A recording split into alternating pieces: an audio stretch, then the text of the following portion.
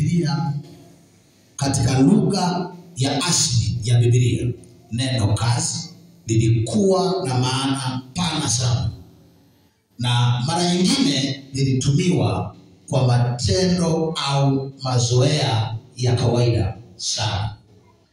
Ukiangalia kwenye kitabu cha Zaburi 9 mstari wa 16, hapo sitasoma kwa sababu ya muda wangu, lakini unayeandika unaweza ukaandika.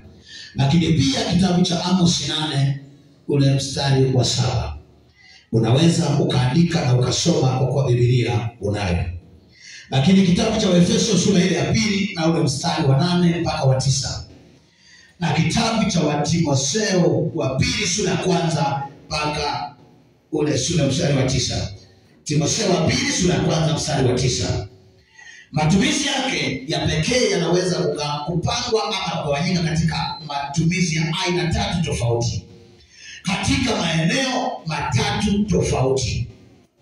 Ikiwa jambo la kwanza ni kazi za kawaida za mwanadamu za kila siku, ambazo kila kunapoitwa leo, kunapopambazuka asubuhi, maisha ya mwanadamu ya kila siku, kila mmoja anajipanga kwenda katika kazi zake ambazo amejiwekea katika maisha yake ya kila siku. Lakini jambo la pili inaweza kuwa ni kazi ya pekee ya kumtumikia Mungu.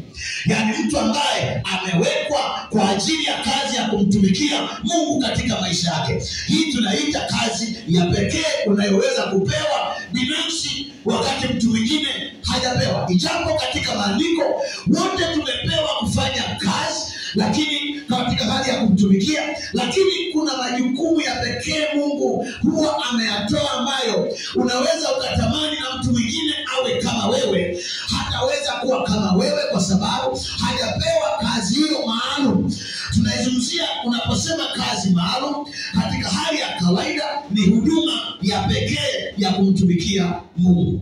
Jambo la tatu ni kazi ya Mungu mwenyewe ambayo wewe huwezi kuingilia. Anafanya kazi yeye, anatenda kazi yeye, anafanya kazi hata leo.